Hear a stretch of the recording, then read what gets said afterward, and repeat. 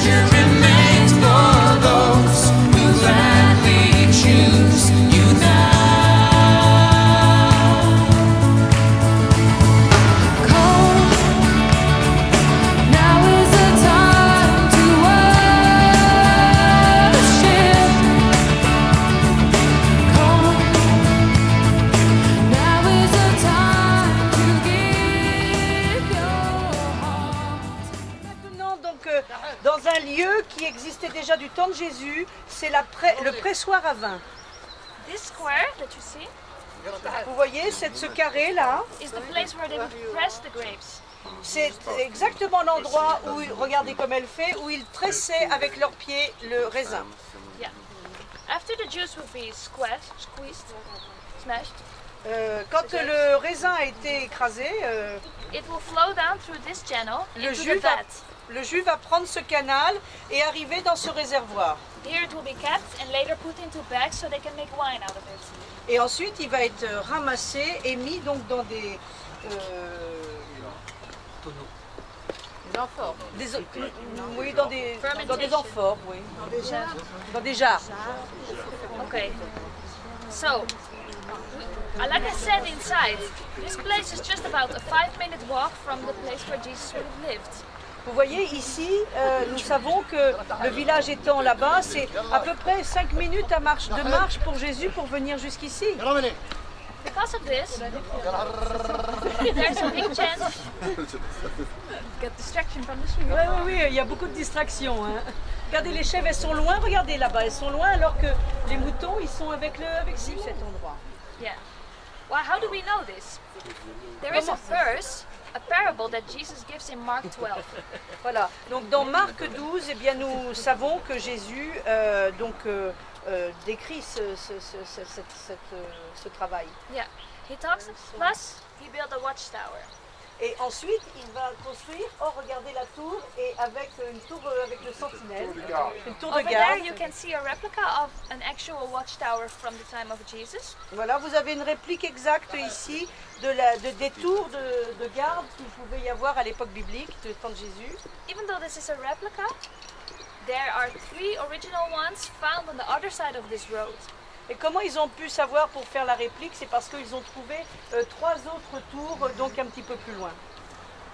So as you can see, every little element that Jesus mentioned in his parable is here in this site. Voilà, donc vous pouvez ici voir tous les détails que Jésus, dont parle Jésus dans la parabole. And because Jesus grew up here, we assume that he must have known this place and used it in this parable. Parce que Jésus, donc c'est le cadre de vie de Jésus, donc il peut les utiliser dans ses paraboles, c'est quelque chose qui est intégré en lui. Intéressant. Okay, Donc c'est le pressoir à olives. this is the place where we press the olives. Voilà. The season to press the olives is in October, November. La saison pour presser l'olive, c'est mois d'octobre-novembre. So we take the olives from the trees and collect them and then put them in this basin. Alors on ramasse évidemment toutes les olives des oliviers et on les met on le met dans ce réservoir là en fait. So what happens is we want to crush the olive with the seeds, everything. Alors on met toute l'olive ici et elle est écrasée entièrement avec tout le fruit. Yeah. So we get the most oil out of the fruit because it's very valuable. Voilà, donc comme ça on garde toute la partie du fruit. Okay, this stone is a very, very heavy stone. It's about 500 kilos. Cette pierre que vous voyez qui va être roulée là, c'est une pierre d'à peu près 500 kilos, très lourde. So what we will do, we will put the donkey here. Alors on utilise un âne. Est-ce que quelqu'un veut faire l'âne aujourd'hui pour nous? And we'll press it like Qui this. c'est qui fait l'âne en général? Qui a dit mon nom? Voilà, donc elle le fait. Voilà, donc on met l'âne ici. Évidemment, l'âne tourne toute la journée et le pauvre. Very good. Voilà, merci beaucoup. Ouais. Et donc il fait tourner la pierre. La pierre va écraser effectivement la chair et tout le fruit. Yeah, it will crush the olive, and as soon as you get a muddy mixture, Et alors vous allez obtenir une pâte, comme une pâte. we will get those baskets. Et dans cette pâte, on va mettre dans ces paniers qui... There's a hole inside. Et il y a un trou au milieu dans les paniers. So you put all the mixture on the sides. Alors en fait, ils vont mettre la pâte tout le tour. So when it's full, Quand c'est bien plein, we'll take it to the olive press. et on va directement au pressoir. For this, you actually don't need to do anything. You just put the baskets on top of each other, and it's enough weight already for oil to come out. On va dire que c'est pratiquement une pression naturelle, puisque c'est juste le poids des paniers lui-même qui va faire sortir la première pression. This oil was the best quality oil. C'est la qualité la plus supérieure, la meilleure.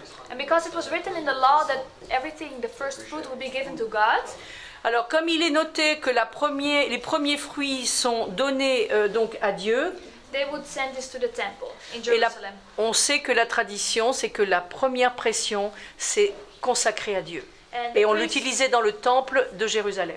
And the priest would, for example, use this to light the menorah, the Oui, chandelier. voilà. Donc les Cohen utilisaient donc l'huile de la première pression pour éclairer le temple avec la menorah. Okay. Now the second press, we will use this beam. Et alors la deuxième pression, ils utilisaient effectivement cette presse. Yeah. We will use the weight of the beam, and if it's necessary, we will also use the weight of these stones. Alors, pour pouvoir faire fonctionner cette presse, il y avait, vous voyez, ces grosses pierres ici. Et donc, la deuxième pression déjà utilisait les pierres pour faire un poids, un contrepoids. You see that they are connected with ropes, and with those little beams, we can pull it down, so it will go down more, and the weight will be stronger. Voilà. Et alors, donc, pour pouvoir contrôler le niveau de pression, donc on utilisait ces petits bois ici pour attacher, attacher les pierres et pour pouvoir donc faire la pression. Okay, now this is the second press. C'est la seconde pression. The quality is still okay. You can use it for whatever you want, for your personal use, to make food, for perfume. The people used it here in the village.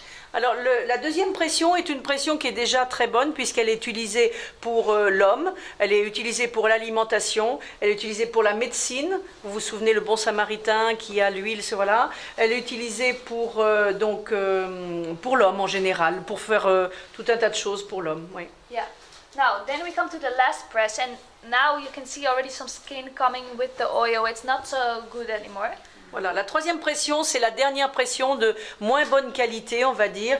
Et là, donc, il y a des petits morceaux quelquefois dans l'huile, c'est pas... But it's still good enough to use it to make soap or to light oil lamps. Et alors, donc, on l'utilise à ce moment-là pour faire l'huile qui va servir dans les lampes à huile pour la lumière, et puis aussi pour du savon. This is a good example of an oil lamp that we found all throughout the Galilee here. Voilà, alors ici, c'est une lampe classique que l'on trouvait donc à l'époque biblique dans la région de Galilée. Attention, Yeah. l'huile. It's from the time of Jesus. Voilà, du temps de Jésus. Okay. Now, another thing I would like to tell you about the olive press that has to do with the last days of Jesus. Voilà, et donc la chose importante à dire ici, c'est de parler des derniers jours de la vie de Jésus. We can read that in the last days, right before he dies, he went to the Garden of Gethsemane. Lorsqu'il est rentré dans le jardin de Gethsémané, vous savez que Gethsémané, c'est justement le jardin du pressoir. Exactly. In Hebrew, it's called Gachmanim, which means literally olive press. And as you probably will see when you're there, or maybe you have seen it already once, there are a lot of olive trees also on the hill, so it shows that there was an olive press there. Voilà, donc effectivement là-bas c'est le mont des Oliviers, l'endroit où il y avait beaucoup d'arbres d'oliviers et il y avait effectivement un pressoir dans le bas de la colline. Now, there is some connection between what happened in the garden there to the process that I just explained you about. Yes, yes.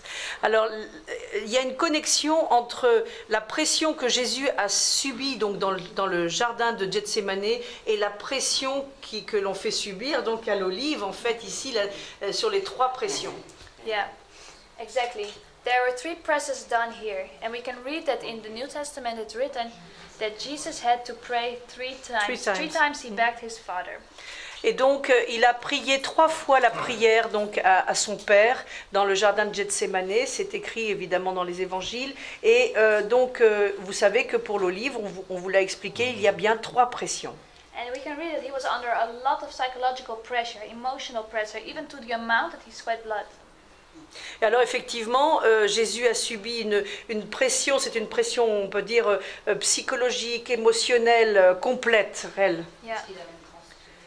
Oui, Yeah. oui, justement, on va... Yeah, and because of this, we can see that it's almost the same process that happened to the olives, because it's written in the prophecy, he was crushed for our iniquities. Just like the olives are crushed, Jesus was crushed, but for the sins of the people. Voilà, exactement comme l'olive est écrasée, eh bien Jésus a été écrasé pour nos iniquités. C'est exactement ce qui est noté donc dans la parole. So this C'est le picture, texte d'Ésaïe, oui. so this picture is very important to understand what happened to Jesus in the last hours before he died. Et c'est vraiment intéressant de comprendre, vraiment, donc de faire le parallèle. Et just a few words more. Sure. You finish? Yeah, sure. Juste une petite chose encore à dire, peut-être, c'est que ces trois prières de Jésus, quand on lit les trois prières, on voit qu'il dit le même texte, mais en fait, c'est un niveau de pression différente. Mais quand